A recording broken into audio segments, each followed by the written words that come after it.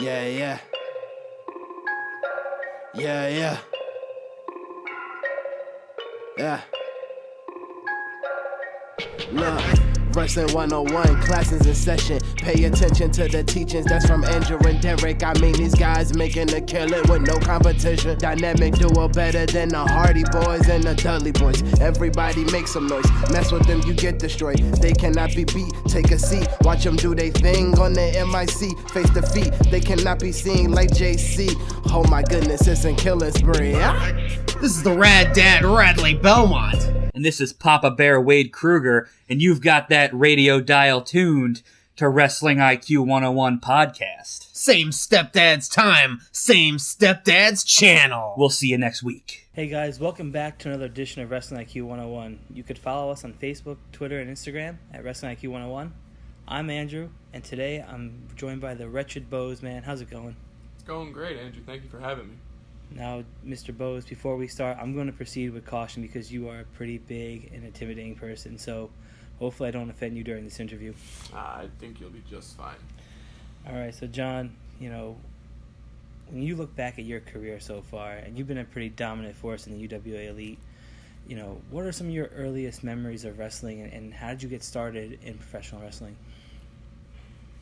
Some of my earliest memories of wrestling, I could take you back 25 years, because when I was a little kid, it seemed that wrestling was the only thing that ever really had my main focus. There was nothing else except for popping on wrestling on Saturday mornings, that I would just sit in front of the television and it would just captivate me every second. And my parents even saw it too, and they were just like, I have no idea what it is, but there's just something about this that just draws you to it.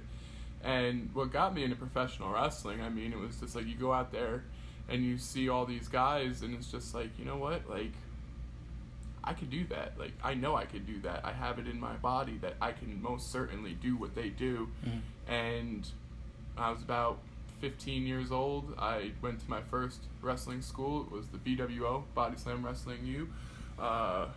So that's where I first took my first bump in a professional wrestling ring, and I just never looked back from there.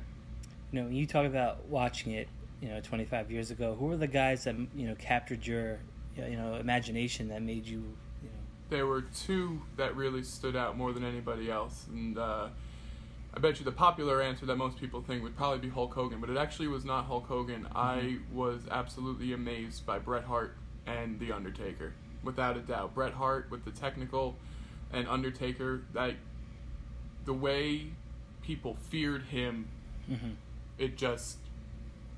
I was never afraid. I was, like, entranced almost. Like, I wanted to just know more about the dead man. And getting to see them live in 1997 at SummerSlam, that was a dream come true for me. Mm. So, yeah, getting to see those guys work together in person was absolutely amazing. Now, you're a pretty wretched person. You're known for being the evil guy in the UWA Elite. Do you draw a lot of inspiration from The Undertaker, maybe Kane a little bit, maybe Abyss? I have been told several times that I am much like The Undertaker, much like Kane. Not as much so as Abyss, but like The Undertaker. But again, you don't want to rip off somebody else. You Mm-hmm. want to take what they have to bring to the table and put your own twist on it and kind of make it so that it's your own thing. And in a way, that's kind of what happened with me as far as like the Wretched goes. I kind of took the gimmick that I had prior, which was Dr. John Bose, for a lot of people that don't know that, mm-hmm. and I used everything that I had from him and applied it now going forward to the Wretched. So it's a mixture of the two, actually. In between you being a solo competitor and the Doctor, you were a tag team wrestler, right, with the Wretched, right? Yeah, if you blink, you miss it. But it was a short-lived time. It was from April to September mm-hmm. of 2015, and my partner was Michael Massacre. And we made it our mission that we were going to destroy, at the time, the Garden State Gods, made up of Eric Corvus and Better Than the Rest, Mike West. Yeah, that's funny that you mentioned Eric Corvus. He's such a huge part of UWA Elite, maybe the heart and soul of it, some would say. What's your relationship like with him? Eric Corvus, he's one of the guys who actually helped bring me into wrestling and helped mold me into the wrestler that I am today. There have been countless times that I've trained with him. He's helped me better myself. He's helped me push me beyond my comfort zone, beyond my limits, more than I ever would have imagined. So overall, I have a lot of respect for Eric Corvus. But if we're talking on a personal level, I made it my mission to create his downfall. And as you can see at UWA Elite, he's no longer an active competitor. He simply just has been a talker behind the booth now, voicing his opinions and calling my matches. Yeah, it is true. He does do a fantastic job at calling the matches. He is a UWA Elite Hall of Famer. That's pretty cool. We got to talk about this Robbie Roller, right? This guy's been a thorn in your side now. He captured the Iron Man Championship, belt that you carried with great honor and prestige. And do you have a message for Robbie Roller? Like I said when we did the Crossroads edition a couple weeks ago at the fair, I had respect for Robbie Roller. I have respect for any competitor that steps into the ring with me, especially at the time who was going up to try and take my Iron Man Championship from me. But when you have to resort to cheating and not following the rules, again, I don't want to sound like a broken record here, Andrew, but the rules simply stated by pinfall or submission, and he choked me unconscious to where I could not respond, and the referee had no choice but to throw the match out and award him the winner. You go back and you look at it, he had to pry the Iron Man Championship out of my fingers because I refused to let it go. I refused to lose that way, and my body shut down on me, and I had no choice. It was out of my control. So my message for Robbie Roller is, if you want to do it one more time, Rob, you know where to find me. Robbie Roller, the last time he was the UWA Elite Championship, some may say he didn't do it justice. TJ Blade was one of those people who just kept nagging at him. Do you think he'll bring some prestige to that title? God, I hope so, because to say that he didn't do the UWA Elite Championship justice is an extreme understatement. He walked out of UWA Elite as the UWA Elite Champion, and Dave Swan and management allowed him to come back in and give him another chance, and now you can see that he's, after 3 years, has finally started to make that rise towards the top again, and he did it at my expense. And I can only say this, that I hope and I pray that everything that I have done in the last year and a half for this company and for that Iron Man Championship, that he wouldn't disgrace it by doing something as despicable as walking out on this company again. Yeah. When you took that belt from Mike Seaway, did you think that it would last this long, your championship run? Any championship match that I am put into, you're going to get 150% out of me in the ring. And surprisingly enough, Seaway was just one of few. That was a 6-pack elimination match, and he wasn't even the last person in the match. I actually ended up beating Magic to win the match itself. So when I tapped Seaway out halfway through the match, I realized now that, well, if the champion isn't there, there's really nothing stopping me. And to say, did I think it was going to last this long? Yeah, I did, and I actually thought it was going to keep going, and if Robbie Roller didn't choke me unconscious, I'd probably still be sitting here right now as Iron Man Champion, going on 600-plus days, and never stopping, because what wrestler in their right mind sees an endpoint? Like, of course, when you become the champion and it gets put in your hands for the first time, the thought of it coming to an end that just sounds ludicrous. Like, that would never happen. You never want to lose. So, yeah, when I won the Iron Man Championship, I did think it was going to last this long, and I honestly thought it was going to last even longer. Yeah. A matchup that I thought was phenomenal was you and Joe Gacy. It's amazing how you guys can kind of go face-to-face. I mean, most people don't measure up to you in UWA Elite, but Joe Gacy, height-wise, weight-wise, he brought the fight to you. How was that getting in the ring with, Wrestling's Maniac? The Pro Wrestling Maniac, I remember actually issuing an open challenge for that show last year, Combat Cup, and when I went back and watched UWA Media and I saw that he accepted the challenge, I legitimately got excited, because Joe Gacy was somebody who wrestles with a style, and still does, I shouldn't say was, still is somebody who wrestles with a style that is not one that a lot of people wrestle with. Like, he is innovative. He comes up with new ways to hurt you, new ways to beat you. So to step into the ring with the Pro Wrestling Maniac was a complete honor. And actually, a lot of people don't know this, but that match actually took place on my 30th birthday. Last year when I wrestled him was my 30th birthday. And I have to say, it was a great birthday present to put him down and stitch him on my coat, just like everyone else. Now, you have had such a historic history in the UWA Elite so far. Do you want to bring that to other companies? Are you looking at other companies to bring that to, that style of intensity and horror? I feel like every independent wrestling promotion out there needs that dark character, that wake-up call to show you that, you know what, life along with wrestling isn't all just smiles and rainbows. You know, it's real life. There is darkness, there is pain, there is suffering, just like I'm sure we all go through, not only in the ring but outside of it as well. And I like to do my best to show other people that side of me, because while some people may play a character, believe it or not, those thoughts and those things that I talk about isn't just a character. Like I say, Wretched is not just a gimmick, it is a lifestyle. You live it, it takes over you, it becomes you, and I am fully entranced in the Wretched. As far as bringing it to other promotions, I actually get that question a lot, like, why haven't you branched out, why haven't you branched out? And you know what, going completely off the cuff here, I will give you the 100% honest answer to that question right here and right now. I feel as though I'm at the top of my game right now.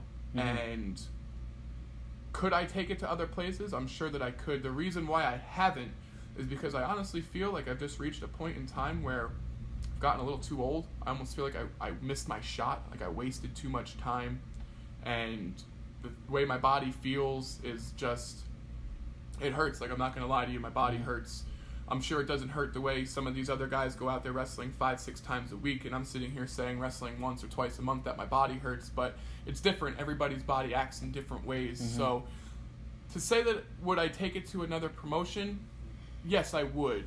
I'm not going to ask anybody to hold me to that, but yes, I would most certainly like for other people in other places to see what I have to offer. But in the long run, like I said, I almost feel like I waited too long, like I missed my shot to do so. It's pretty interesting. You know, we'll divert a little bit from wrestling. What are some of those dark things that you enjoy, like movies or music? You know, I'm sure you're not listening to Trolls, right? Or watching Trolls on TV. No, most certainly not. And like I said, the darkness, I mean, I like to be different. I don't like to be just any ordinary person. I mean, as far as music goes, you know, like I said, I listen to heavy things. Like, I like Marilyn Manson, I like System of a Down, I like Rob Zombie, I like the heavier music, I like to feel it, you know what I mean? I like to feel it inside of me as I'm hearing it. And, I mean, as far as movie goes, one of my favorite movies of all time is The Crow from 1994. Okay. Yeah, I can watch that movie for 24 hours straight, and I see something new about it every single time that I watch it. And I draw inspiration from the darkness there because, like I said, everybody's different, everybody's mind is different. So what they can bring to the table, I like to try and take a piece of that and put my own twist on it, because honestly, who likes to just steal something that's already been made up? Yeah, true. I mean, so I guess there's no Justin Bieber at all, right? Maybe one song? No comment. No comment. So, man, you know, last time we talked, man, we're at the fair, right? And what a amazing setup. You know, 22 matches almost took place that week. There was a storm that, you know, took some matches away from us on the Saturday event. When you go into a place like Crossroads, or when you go into any match like that, is the pressure on for you to succeed? Absolutely. The pressure is built up more than it is for any other match, simply because when you go back to saying that, you know, a cornerstone in the UWA Elite, that is actually one of the things that has been waiting to be checked off on my UWA Elite accolades list for quite some time now. I have never won the Crossroads tournament. I've been dying to win the Crossroads tournament. I've made it close several times, been runners-up, made it to the finals countless times. Other times I hadn't even made it out of the first round, but that's neither here nor there.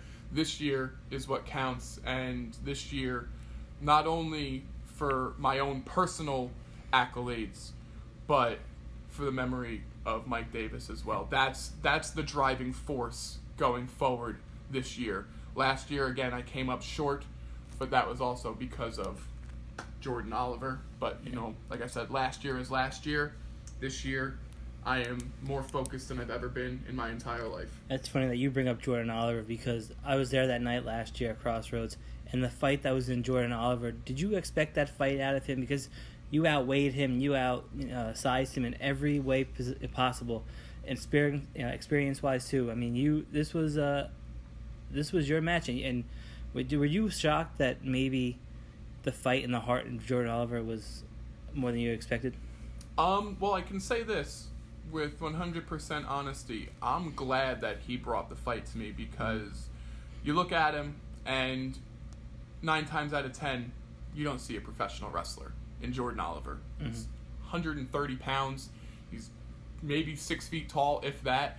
He's a string bean. He's nothing. He's tiny. But when he stepped into the ring with me and he got right in my face the moment the bell rang, and he slapped me right across my face, and I knew that very second that it was on and that he came to fight, and that's exactly what I was hoping for because he was a thorn in my side that entire week, and I just couldn't wait to get my hands on him to show him just exactly the mistakes that he was making. But at the same time, he showed me that it doesn't matter how big or how small you are. What matters in your heart, and if you can what matters in your heart, that's what matters in real life. And I was impressed with Jordan Oliver that night. Yeah, I remember sitting there. I was like, man, this is going to be a squash match. This might be something that if you blink, you'll miss it. But Jordan Oliver brought the fight, and I told him that in person. I was like, I was so impressed, and that was one of my favorite matches of his and yours. You know, it was just something that, I don't know, something about that night, something about, that whole card. But you guys, for sure, what a great matchup that was. I wouldn't mind seeing that again. Hey, like I said, any place, any time, like I said, like Jordan Oliver right now is traveling the world. He just made his debut in Canada. I couldn't be happier for the kid. And you know what? The sky's the limit for him. He's 18, 19 years old. And like I said, he has the heart to keep pushing forward. And he's not going to let something as stupid as his size stop him from doing so and living out his dream. And I couldn't be happier for him. You know, another guy that people wouldn't say you matched up well against is Sonny Kiss. You know, his brand of unique offense, his unique charismatic charisma. You know, how was it getting in the ring with him and facing him? Like, hindsight's 20/20. You look at it now. I mean, you go back. We're talking 2016 now. So, to be able to step into the ring with somebody back then who I had known was going to be on Lucha Underground television, I mean, like, that's absolutely amazing. Again, couldn't be happier for Sonny Kiss. But to step into the ring with him, like, he had to understand that show was UWA versus the world. And he was selected out of the worldwide independent wrestlers to represent Team World and come into our home, my home, South River, New Jersey, the Holy Trinity Episcopal Church, and wrestle for UWA Elite. And I have to say, he got inside my head a little bit. There were some things that he did, and I'm not talking about the twerking or anything like that, but there was just... He could bend his body into ways that even if I put on the toughest, stiffest submission that I could manage, he would find a way to slither right out of it just because, like, he could bend, like, he can move. How many grown men do you know could do a full-blown split? No, I don't know many. Yeah, man. me either. Sonny Kiss is one of a kind for sure, man. Me either, and that's why it's like, yeah, I did end up losing that match, but I let my own anger and my own problems get in the way and cloud me of that. I was not listening to the referee's 10 count. I was just too busy focused on smashing his face on post after post after post. And just so happened on that 4th post, he had the presence of mind to swing himself in, crawl underneath the bottom rope, and here I am getting 10 counted. Yeah. And I lost the match, and I almost lost the entire Best of 5 series for my company, UWA Elite. Yeah. Now, you're a creepy dude, man. There's some pictures of you sitting and laying in a coffin. You've had body bags. Brandon Kirk knows pretty well about that. Where do you get these objects, and do people look at you, weirdly when you do? You know, it's actually really funny. I'm going to tell you a funny story. September of 2016, I was pulling in, and I had a casket match against my old partner, Michael Massacre, that night at UWA Elite Redemption. And I remember pulling in, and I had the casket in the back of my vehicle as I was driving in. I had brought it myself. That casket was hand-built, by the way. I didn't get that casket anywhere. That casket was hand-built.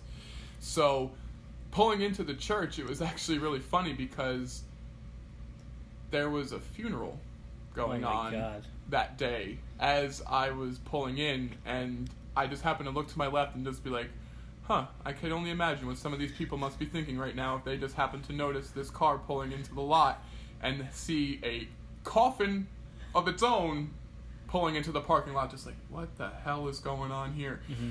As far as the body bags go, I mean, come on, anybody can just order a piece of plastic on the internet, you know. I mean, I'm not going to give any specific websites away or anything like that, but let's just say it wasn't as hard to find as you may think. That's crazy. I mean, another guy who built his own caskets was the Undertaker. Are you going to find a way to build one for somebody else in the UWA Elite and maybe in the future? You know, maybe a double wide, double deep. Well, I mean, to be perfectly honest with you, the last person that was put into that casket was Giant Leather. And if he could fit in it, I almost feel like anybody can. Yeah. So, as far as double wide, double deep, I'll cross that bridge when I get there. But until then, I think that Giant Leather has been one of the biggest competitors UWA Elite has ever had. And until I see otherwise, I think the one I have is doing just fine. Yeah, Giant Leather, man, that's another matchup that was pretty great. I mean, I remember we were talking at the high school show what you would have to do to defeat him. Looking up to another person is not really you come across a lot. I mean, there's very few times that has happened to you, right? Very few, especially, I mean, obviously I don't hold a Guinness Book of World Records for the tallest man in the world, so there are people that are taller than me, but there are very few people that weigh more than I do, and to just be outweighed by 75 pounds to somebody the likes of him, it was just, it was a tall task, but I knew that by him being heavier than me, for once I was actually able to display my speed, which not a lot of people know that I have because I never need to use it. But I was able to show that I would be much quicker than him in the ring, and I was able to duck away from him, sidestep him, and just get the upper hand as often and as quickly as possible. Yeah. Now, I remember watching this. It was you and Brandon the Bull in a cemetery. You had the mask on displayed. You know, I mean, you probably weren't creeped out being in the cemetery, but was Brandon maybe a little creeped out, do you think? You know, I mean, that's a question that's really more or less should be asked for him, but as far as I think, you know, I go back and, you know, you watch that footage, and he seemed determined. He did not seem to be creeped out. I told him that if he wanted to get his mask back, he knew where to find me, and he knows where I hang out.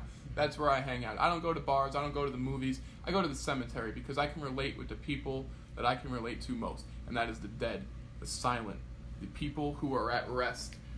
And to think that, was he creeped out? I mean, yeah, you have to be. You're walking into a cemetery where you know that if you see something move, chances are it doesn't belong there because everybody there does not move. So I was waiting for him. He showed up. I was actually a little surprised that he showed up. And, you know, he took the fight to me. And the result was the same. All right. So Halloween comes around, right?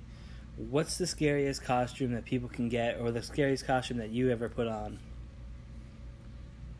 I feel like that's a holiday that would match your personality. It's dead. It's eerie. Scariest costume? Wow, that's a really good question.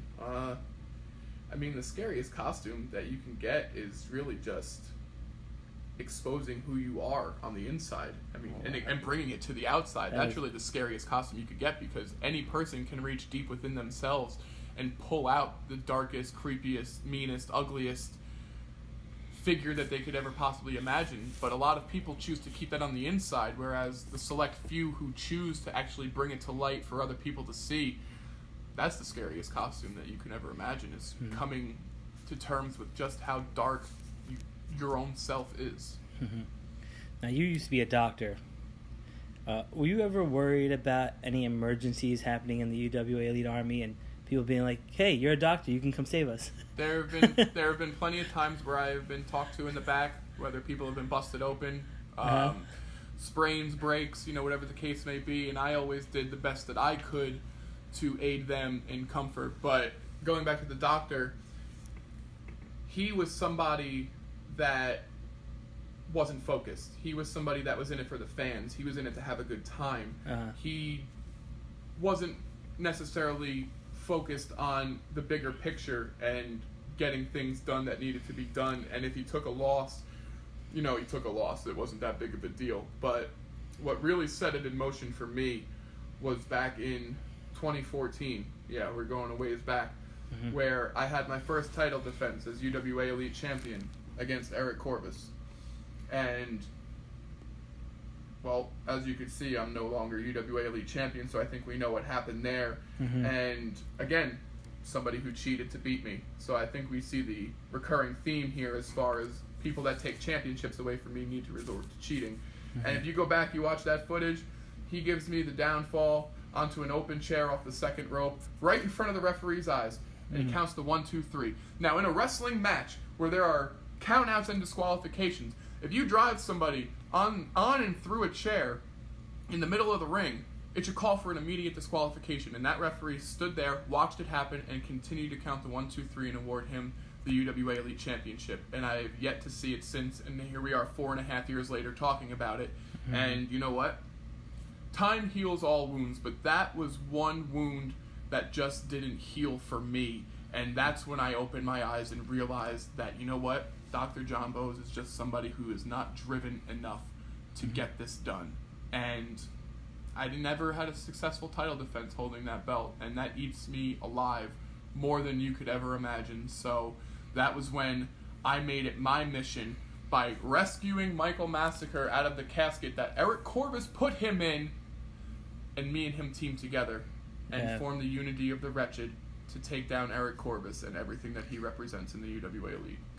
Do you feel like when you were the doctor, though, you got to be a little bit more of a character that, outside the box that maybe that you don't get to do now? No, not at all. The doctor was a joke. He was a joke. He was somebody who, like I said, he was in it for the fans. He just wanted to have a good time. He wanted to see people smile, and he wasn't focused on the task at hand, and he would let things slip by that the Wretched now most certainly nobody gets a pass when it comes to stuff like that. Do you think you now, the Wretched Bowes now, do you think that there will be a time where maybe you might accept the fans? Maybe you'll embrace that support instead of turning that down and just being a monster among the UWA Elite Army?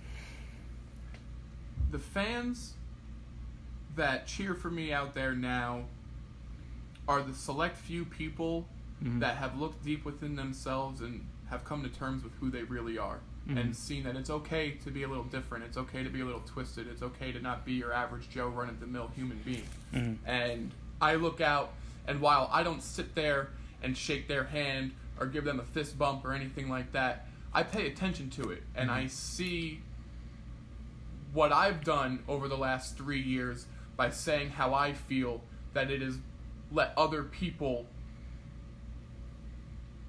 let me see. They kind of accept you. Yes, they've accepted me for who I am, and it shows them that it's okay for them to show who they really are. You don't need to hide it. You don't need to hide who you are. You don't need to pretend to be somebody that you're not. It's okay to show who you are, whether or not it's popular.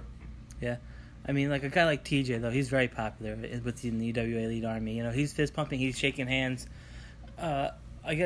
I guess what you're trying to say is that we're not going to see that side anytime soon. We're going to see, even if people still support you, you're still going to be you. I mean, people change. People definitely change. And if you want to go back a couple of years, I remember when TJ Blade was not the handshaking type of guy. He was focused on himself. He was all about GTL. He was all about the body spray, and he was one of the nastiest people that I've ever stepped into the ring with. And TJ Blade has given me scars on my body that I have to live with for the rest of my life, and I most certainly haven't forgotten about it. So if he wants to go ahead and use the fans as support because he doesn't feel like he's strong enough to do it on his own, well, that's completely up to TJ Blade. And when the time comes that him and I step into the ring one-on-one again, he's going to see that he made the mistake Yeah. of relying on the support of the fans to help get him through. So to answer your initial question, no, I don't think anytime soon that you will see me looking for the fans for full support, because I tried it once before and it was an ultimate failure, and I will not be an ultimate failure again. Yeah. After Crossroads, are you eyeing TJ Blade? Is that somebody you want to end up facing? Or are you looking maybe past that and saying, hey, Joey Adams might cash in. He might become the world champion of UWA Elite. You just teamed up with him too, with the Severed. Are these things in the back of your mind, right now? Always, because I know that no matter what anybody tells you or what anybody lets you believe, everybody always has an ulterior motive. They always have a hidden reason, a hidden agenda inside their own heart and their own brain. And to say, am I eyeing up TJ Blade? To be honest with you, I really don't care who walks out of Crossroads as the champion. I've already proven that I could beat Mike Seaway. And TJ Blade, I would love to stitch his name on my coat and put him right next to Mike Seaway. As far as Joey Adams goes, that's exactly what I was talking about. Ulterior motives, hidden agendas. I have always thought, okay, the time's coming. You have a 1-year deadline. When are you going to do it? You're running out of time. Now's the time. Are you going to do it now? Is it going to be now? Is it going to be now?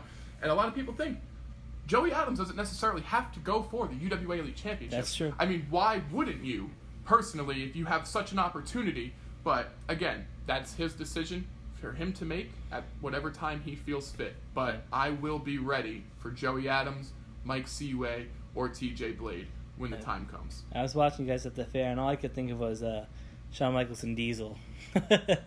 Right? Because Joey Adams is a little bit smaller to you in stature, but the fact that you guys work so well together, I was like, man, this is something like Big Daddy Cool and the Heartbreak Kid, kind of that dynamic. I mean, comparing Joey Adams to the Heartbreak Kid is a bit of a stretch. Let's just, that's no offense to Joey Adams or anything like that, but let's just say, he has a great wrestling mind. I respect the hell out of Joey Adams, and he brings it in the ring like nobody I've ever seen before. He has a heart and a drive, and he keeps pushing forward no matter what gets in his way. And as far as teaming up with the Severed, I mean, like I said in a previous interview you and I had done, we are one of the few people that actually see eye to eye on what's real in this world. And, we don't live on the hopes and dreams that, the world is all sunshine and smiles, like I said before, because it's not. And he's one of the people that actually accepts that and embraces that. So I respect Joey Adams, but again,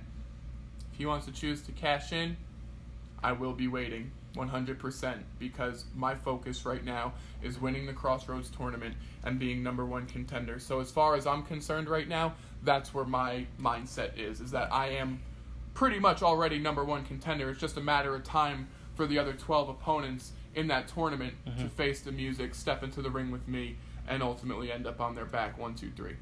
Yeah, I've been to a couple locker rooms in the last year or so, and I've noticed that you guys are a little bit more of a tight-knit group at the UWA Elite. You might have your differences personally with some of these wrestlers in the ring, and different views. But what does the UWA Elite mean to you? What does that UWA family mean to you? And who do you want to face within that family that maybe you felt like this might be a different opportunity from the last time?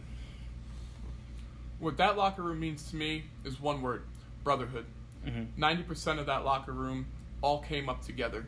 So we've seen each other at our greenest of the green, and a lot of guys right now are hitting their prime in full stride. And to see the evolution of that grow is amazing, that you could take 30 complete strangers and all you need is just one drive, one passion to keep pushing you forward. And when you find that, you have this unity amongst each other, and whatever the personal differences may be, when you step inside the ring, the goal is still the same, and that's to go out there and put on the best match that you could possibly put on, no matter who's in the ring. As far as anybody stepping into the ring with that would be a little bit different, I've actually never had a one-on-one match with Corey Dillinger.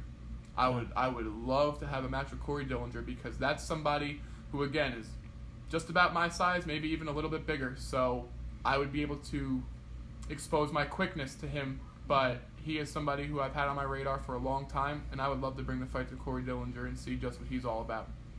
Wow, not a bad pick. I mean, Corey Dillinger, he was here too, and what a fantastic choice and great guy. Why should people come out to UWA Elite? Why should people come and see you and maybe even support you?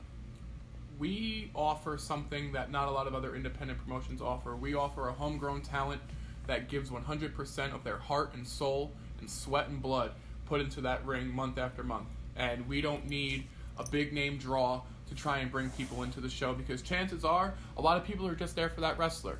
And if you go and you look at a lot of those other shows that bring in these big draws, the wrestling, hate to say it, but it's really not that great. You have these boring matches that are just run of the mill, outline, same old, and I'm sorry, but people want different. It's 2018 approaching 2019. People want different. They don't want something that they've seen on TV 25 years ago. It's predictable. Yeah. You want something that people are going to be wowed by. And to be honest with you, anytime you come to a UWA Elite show, there is one point during that night, at least one point during that night, where you will be wowed and amazed and will be up on the edge of your seat or standing completely out of your seat waiting to see what happens next. And I don't think that that's something that a lot of other independent promotions bring to the table very often. And you're guaranteed to get it every single show that we do. Now, you're able to, articulate, pretty well your point across. When it comes to promos, who helped you, get through that ability to do that? It's funny because it goes back to the evolution of the Wretched, and there were two people actually who really helped me get outside the box as far as being able to cut a promo. And his name was Brian Baker. You may know him in the wrestling world as Ace Jack. He was the one Ace Jack. And a little bit of Michael Massacre as well, because we had filmed a 5-part miniseries explaining just how the Wretched came to be. Mm-hmm. And you can still go back on YouTube and you can find that 5-part series. And I knew then and there, like, that was something difficult that we had to do. Like, the time that went into that over the 7 weeks that we filmed it was some of the most fun I've ever had. And I was always a stutterer. I would have trouble thinking of what to say. And over that 7 weeks, just getting more and more in touch with the character and who I was about to become, it was just more exciting for me that I was just able to let loose. Like, hey, we were pretty much making a 5-part mini movie, so to speak. It was about 12 minutes long in total, and I went back and I rewatched it, and I have to say, I was just like, this is absolutely amazing. I never once in my wildest dreams would have thought that I'd be doing something like this for a purpose like this. And when we finally were done and we got to put it out in full and show everybody just how much Massacre and myself loathed Eric Corbus, that it came to this. So I have to say that it was really the two of them that really brought me out of that box, so to speak, and just feel comfortable with talking. I've come to realize that the more and more you think about what you're going to say, the more and more you're likely to screw it up. Just talk from your heart. Say how you feel. And chances are, you can't screw that up if you're just talking about how you feel. Yeah. Again, we talked about some of the historic moments you've had. What have been some of your favorite personal moments that you had? Is there been goals that you've achieved that just kind of stick with you and keep you this grounded? I mean, goals that I've achieved, 2-time Brawl for It All winner. Longest reigning Ironman champion, longest reigning champion in UWA Elite history. 1-time UWA Elite champion. The list can go on and on. As far as goals, one goal that escaped me that I don't know if I'll ever be able to accomplish was I would have loved to have had a pinfall or submission victory over Arcadia.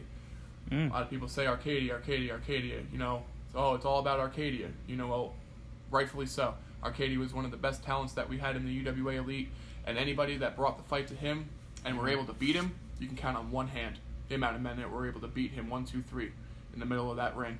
And unfortunately, I wasn't one of them, and I wish that I could have another shot in doing so, because when him and I wrestled for the UWA Elite Championship at Brawl for It All last year, I had him in the stretch muffler, primed to tap out, and again, he was just one step quicker. He was able to revert my own weight against me, and he kept me down for a 3 count, a 3.1 count.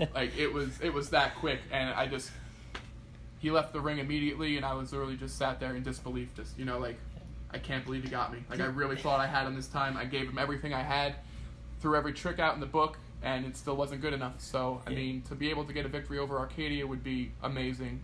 Now, you talked about people beating Arcadia by pinfall or submission. Do you count Brandon Bull's win a victory? Because that was a ladder match. A victory is a victory, but if you go back and you look at it, they have had matches where ladders were not involved, and Arcadia came out on top. So it is a little bit different. So you could be at the top of that ladder and push somebody off. They get caught up on the top rope and end up on the floor. Mm-hmm.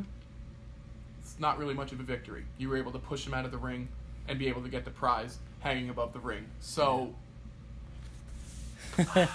it's tough to say. Like, on paper, a win is a win, no matter how you get it. That is true. But if we're going to be technical about it, Brandon the Bull did not pin Arcadia 1, 2, 3. Mm-hmm. So I'll give him the credit where credit is earned and say, yeah, you were able to become UWA Elite Champion, but you didn't pin him to do it.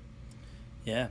I mean, and, talking about that, when you did face Arcadia, did he push you to the limit that night? Did you push him to his limits, did you feel? I had been studying Arcadia for months going into this match, always watching and seeing what he brought to the table. And to be perfectly honest with you, I was ready for him. I knew the mind games that he liked to play with his opponents, and I was not going to fall victim to those and let him have a one-up on me. Mm.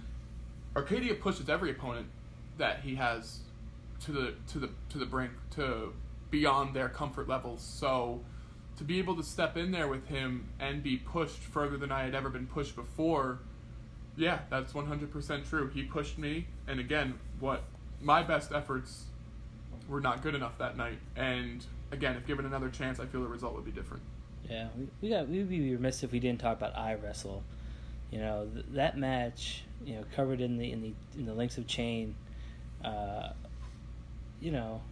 would have probably most people worried, but I feel like you did okay, right? I feel like that was kind of your playground.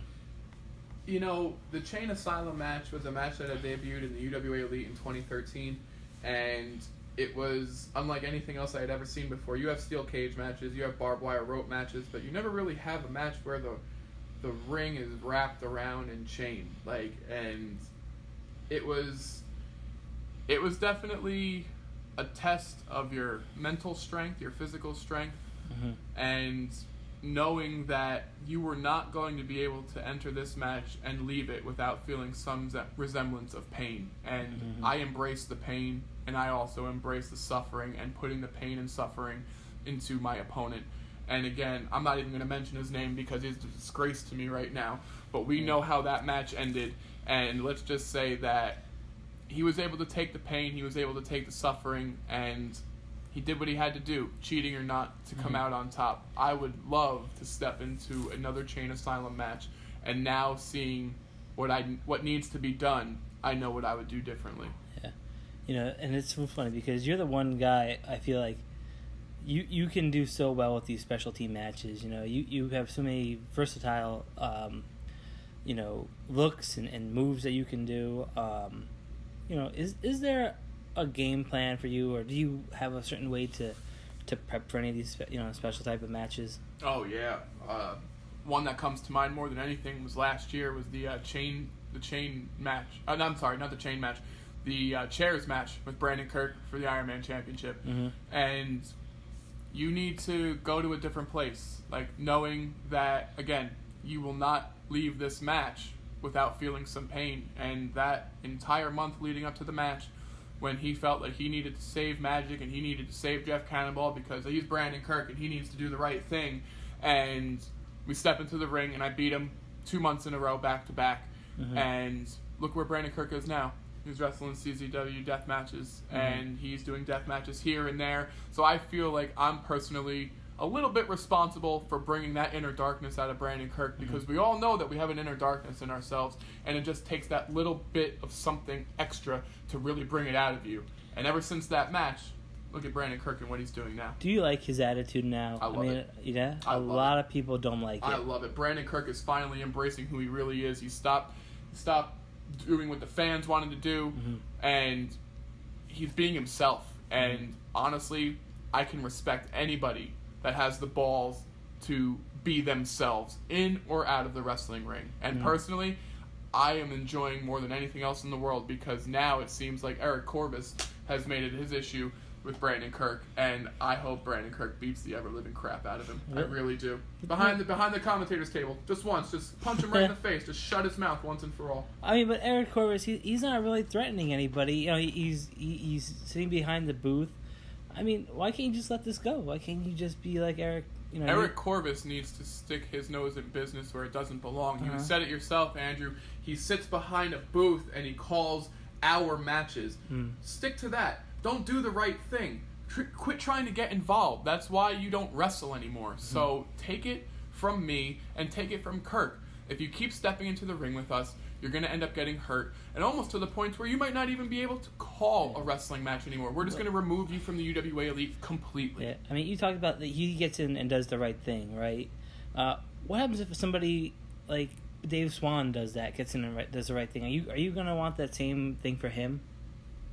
Dave Swan is the president of the company. Dave Swan, in my opinion, is the only man who has the right to stand up and let somebody know when their actions are right and when they are wrong. And he's the only person who has the authority, in my opinion, to take disciplinary actions towards anybody else that he feels fit is out of line, not Eric Corvus. So Dave Swan, yes, when the time comes, Dave Swan will step in and say what needs to be said, and will lay out the disciplinary actions that need to be laid out. That's not Eric Corvus' job. Your job is to call the matches, and that's it. Don't get involved in personal matters, because it's only going to be bad for you. Well, we've seen this time to time. I mean, Colin West last year, I mean, you know, he felt so involved in the Rome family, you know. I mean, it's hard to separate that. You're watching people that, you know, you care about, and people, you can understand that, right? I mean, to an extent, I do. But again, like I said, you have a job to do. Do not get objective to who you may know or who you may be friends with in the ring. You have a job to do, and do your job. Yeah. So, I mean, what's next for you, man? Are you looking, you know, at maybe a WWE run? Would you want to go there? Would you want to go to Impact? I feel like, in my heart, I do have what it takes to potentially do that, and I feel like, especially with the character that I would bring, it's something that would be different. I sit here and I watch NXT all the time, and I'm just like, damn, I missed my chance. Like, I really missed my chance, and I feel like I would be able to flourish in there. But I'm sure every wrestler says that, so, you know, I mean, but a WWE run, I mean, that's the dream. Why do we all wrestle? That's the end goal right there. Like, that's, like, I made it, you know. So I don't know if I'm being watched by them. I mean, I'm probably just a speck of sand in this giant world that we know as professional wrestling. So to say that they've never seen my stuff, I can't answer that. I would like to hope that they would, but I know that they're not going to come and say, Bose, we need you. We need that on our program. I need to go to them and show them why they need me. And sure, that would be a dream come true. But that goes back earlier to the whole, I almost feel like I missed my chance, because that's a grueling, demanding schedule that, again, like I said, I feel like I made the wrong choices in life, and I missed my chance for that. You know, there's just so many guys that, even if they did miss their chance, like you said, they still give back to wrestling. They do training, you know, they train other people. Do you see yourself doing that one day, training or commentary or being a manager? To tell you what, my biggest goal would be, and it's going to sound silly, but I'm just speaking 100% truthfully here, as John Bose the person, if I could not wrestle for the WWE, it would be my dream to be able to hold a camera and shoot the action live, because that's one love that I do have. I love to be a cameraman. I love video editing, and I love putting it together and showing off what I can do in and out of the ring.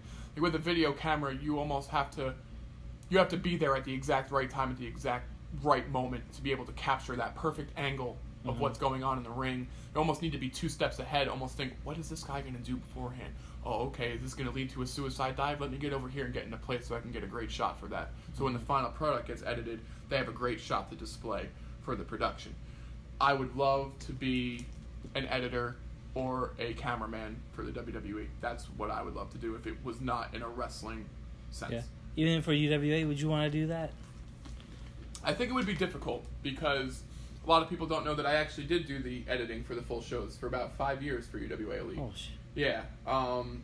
And I would love to give back, but I think it would be too much of a distraction if I went from being the Wretched Bose who goes in there and kicks ass every month, and now I'm standing on the side of the ring holding a camera. People would recognize me. I almost feel like it wouldn't work as much as I would love to give UWA Elite the best product I could possibly give them in or out of the ring.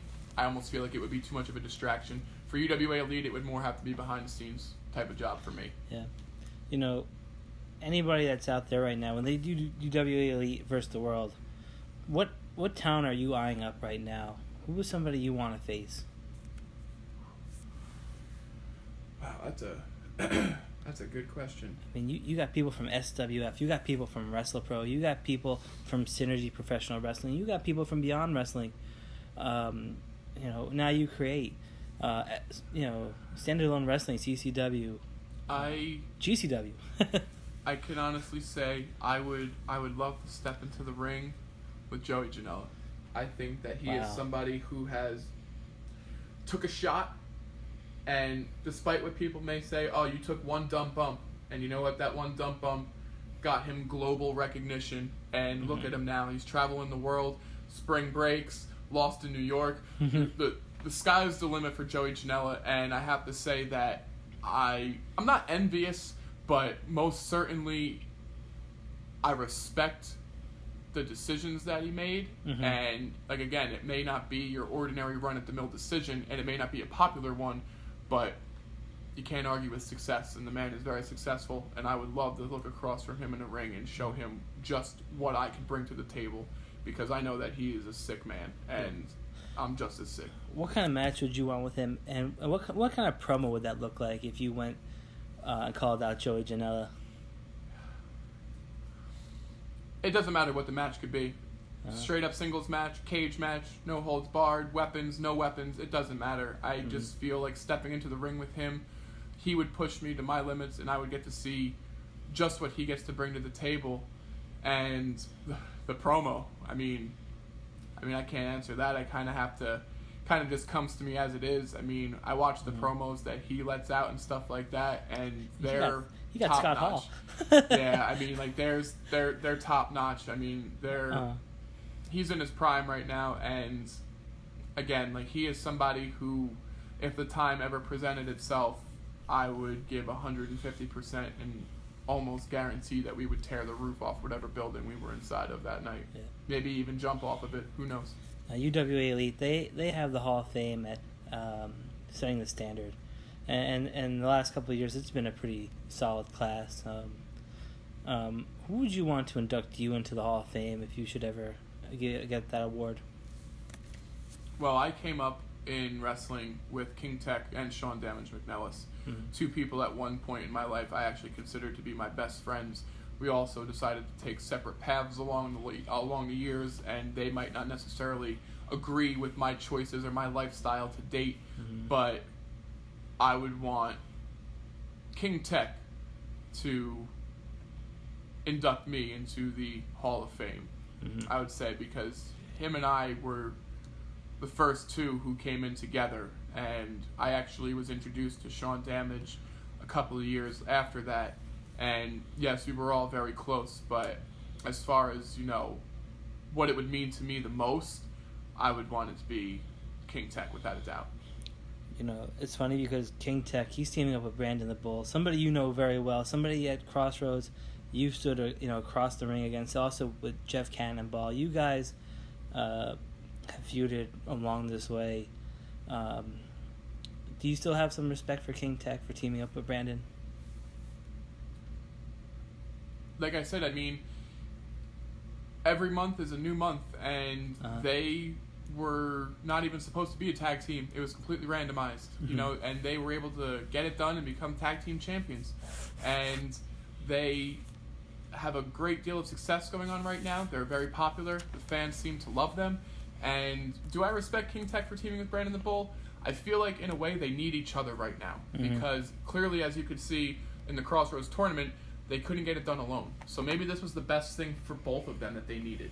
And I feel like King Tech needs Bull, and Bull needs King Tech. So I do respect King Tech for teaming with Brandon the Bull. Was it a decision I would have made personally? No, I wouldn't have. But this is their vision.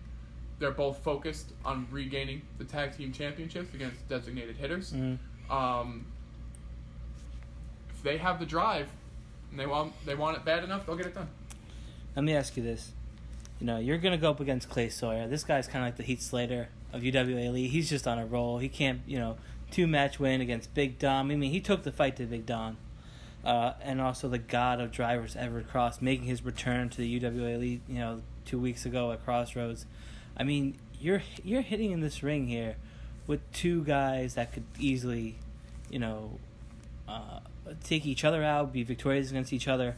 But you throw yourself in that mix, and this is a match that you might have to prep for. You might have to strategize a little bit more and look at these two guys for what they are. If you should get past these two guys, and let's say you do, who do you want to face in the Crossroads tournament? Who's the other three guys that you want to stand across with? Well, I mean, if we're going on a professional level, then I want to get my hands on Robbie Roller because we do have some unfinished business, and although it wouldn't be for the Iron Man Championship, I would let him know that I don't tolerate cheaters. Going to the other side of the bracket, I have the utmost respect for Chris Powers. I think that he brings a unique style to the ring that not many people bring at all, and I feel like him and I would be able to really tear it down together. And then, of course, you have Sean Damage. I've beaten him before, and I could beat him again. And I really would like to take the fight to Sean Damage McNellis simply for the fact that, at the end of the year last year, he laid his headband down in the ring, and we thought we were never going to see Sean Damage McNellis ever again. And lo and behold, here he is, wrestling again. When you leave, leave. Don't say you're going to retire or you're going to walk away or real life got too hard. If you're going to leave, that means that you no longer have the drive and the passion to do it as much as you once did. So if you're going to leave, stay retired.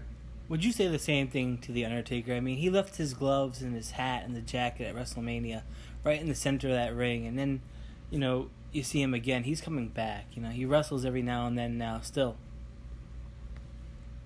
The Undertaker is comparing Sean Damage McNellis to The Undertaker, But but I understand what you're saying.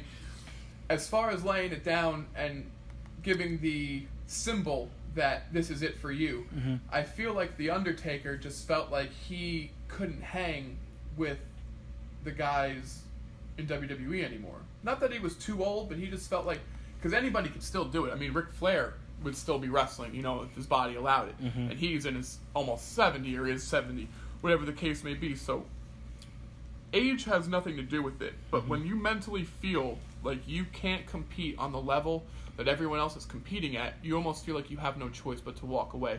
But again, it's very difficult to walk away. And although I tell Sean Damage to stay retired, it's hard. It's hard, especially when you keep watching it and you watch your brothers go in there and thrive and be successful and continue on this dream. It eats you up inside. That it's just like, wow, I can't believe I walked away from this. And the same thing with The Undertaker. No matter how old he is, no matter what he's accomplished, I can't imagine it being easy for him to watch friends that he has in the locker room week after week on Raw or SmackDown, whatever the case may be, and not want to be a part of that. True. So, Bose, can you just tell people where they can find UWA Elite? You can find UWA Elite on Facebook at UWA Elite. You could find UWA Elite on Twitter at UWA Elite. You could find UWA Elite on Instagram at UWA Elite. You could find UWA Elite on YouTube at UWA Elite Pro Wrestling. And we're not hard to find. And we are a diamond in the rough. So if you haven't been out to a UWA Elite show yet, I honestly don't know what you're missing. Because you could choose to go to another promotion, and again, you're only going to leave there disappointed. Whereas if you come to UWA Elite, you will leave happy, you will leave entertained, and you will be coming back again. And where can people get you on social media if they want to connect with you? You can find me on Instagram at Wretched Bose. You can find me on Twitter at Wretched Bose, Facebook at The Wretched Bose, And yeah, I mean, like I said, I'm not a hard person to find. So if you want to find me, you could find me. Well, best of luck in the tournament. Hopefully you'll be crowned the Mike Davis Memorial Crossroads champion. For us, we are Wrestling IQ 101. You can find us on Facebook, Twitter, and Instagram at Wrestling IQ 101. You can hit that subscribe button and be notified for new videos every Wednesday. And you can listen to us on the B Plus Player Network across all platforms, iTunes, Stitcher, SoundCloud, wherever you get your podcasts for. John Bowes, thank you again for taking out the time, man. Be well, and looking forward to seeing what you do in the future. Thank you very much.